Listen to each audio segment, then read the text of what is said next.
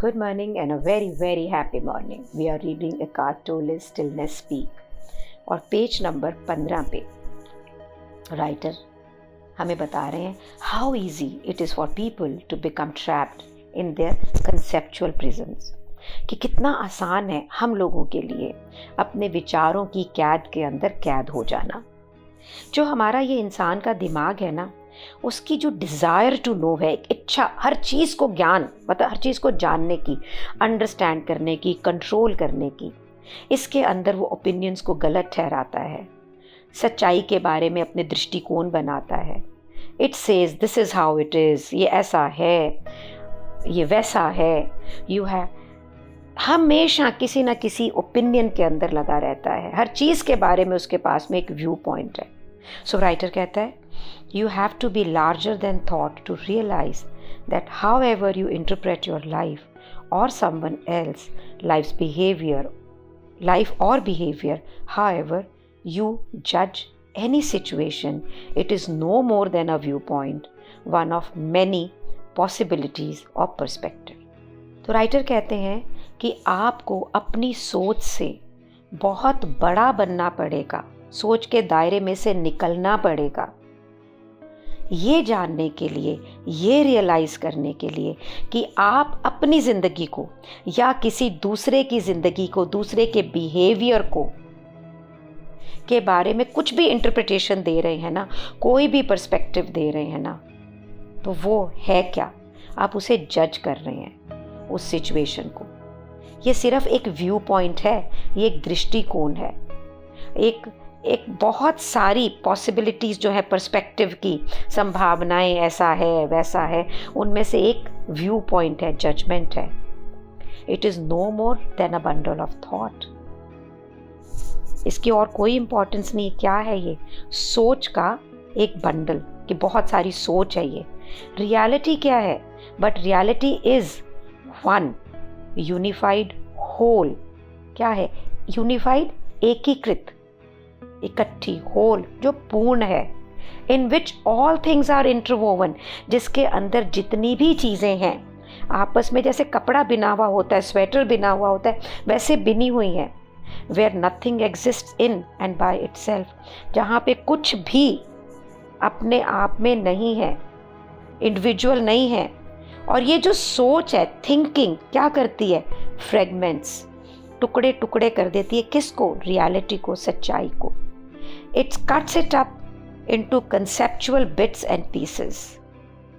ये सच्चाई को conceptual यानी वैचारिक, जो आपने विचार बनाया, उसको छोटे छोटे सच्चाई को टुकड़ों के अंदर विभाजित कर देती है। तो what is he trying to say?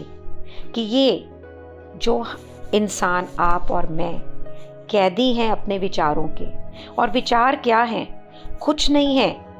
विचार हैं हमारे व्यू पॉइंट, हमारा दृष्टिकोण, जो किसी भी सच्चाई को काट के, तोड़ के, छोटे छोटे टुकड़ों में कर देता है। और सच्चाई ये है कि ये एक एकीकृत, पूर्ण, आपस में बिनी हुई है। जो भी हम दुनिया में देख रहे हैं ये अलग अलग नहीं है। सो अगर कोई भी व्यक्ति किसी एक सर्टेन तरीके से व्यवहार कर रहा है, सो वो व्यवहार इंडिविजुअल नहीं है, बिना हुआ है और परिस्थितियों से, लेकिन हम उस परिस्थितियों को, उस कंडीशंस को नहीं देखते हैं और हम इस जेल में बंद हैं। सो राइटर बोलते हैं जो ये सोचने वाला दिमाग है ना, थिंकिंग माइंड, ये बहुत ही यूज़फुल और पावरफुल टूल है, एक औजार है, और इसमें बहुत ताकत है और इसकी यूटिलिटी है।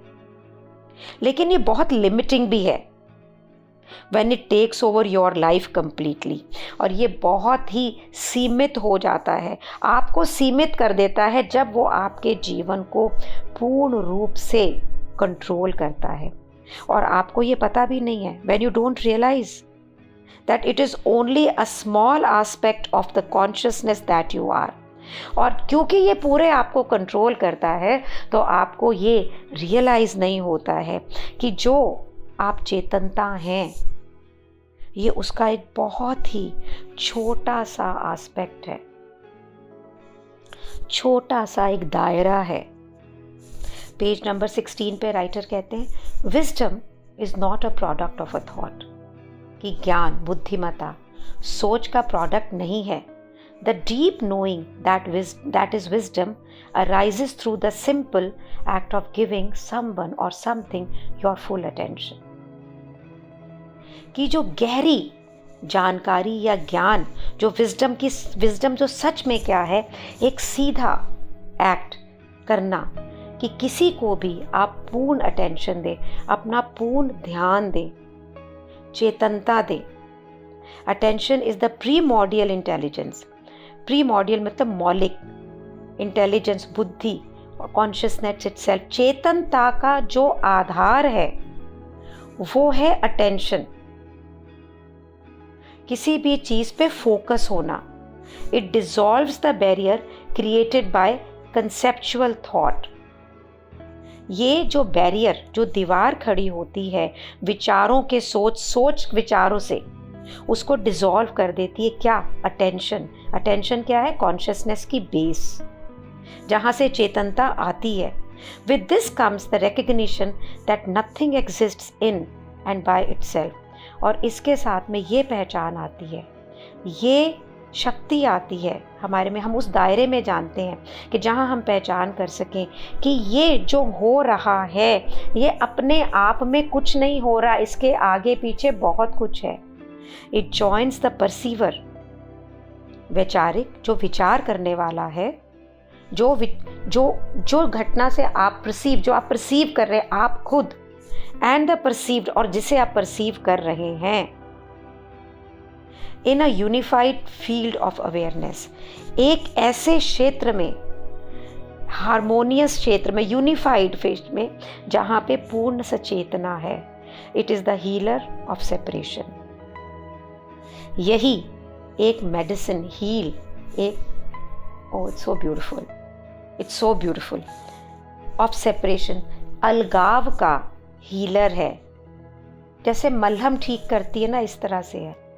So what is writer trying to tell us? So मैं आपको अपने प्रैक्टिकल एग्जाम्पल से बताती हूँ. मैं, बुद्धा और मेरा बेटा, हम एक लंच के लिए गए इकट्ठे, और मेरा फ़ोन बजा और बहुत अच्छा एटमॉस्फेयर था. हम बहुत अच्छी बातें कर रहे थे ज़िंदगी के बारे में.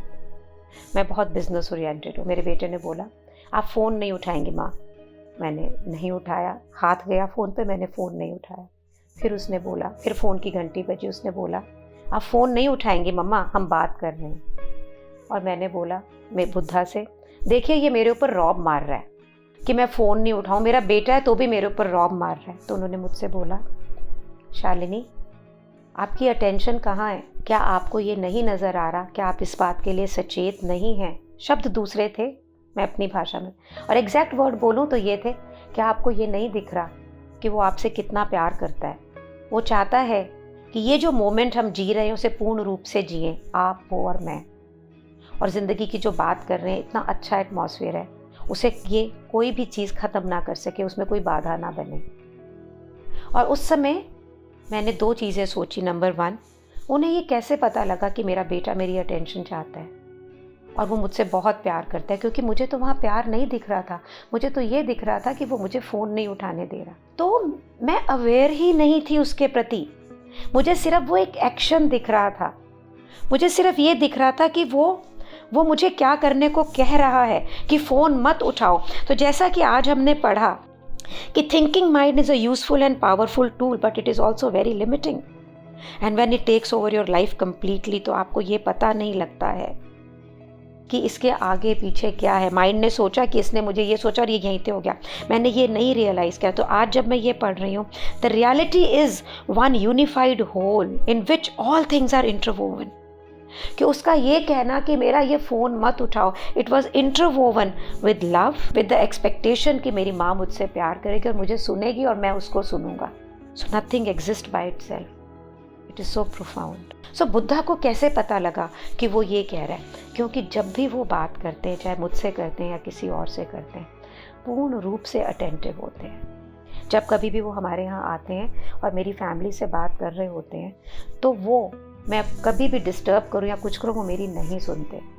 वो मुझे इशारा करते हैं और पूर्ण रूप से उसकी बात सुन रहे होते हैं जो भी कुछ कह रहा होता है.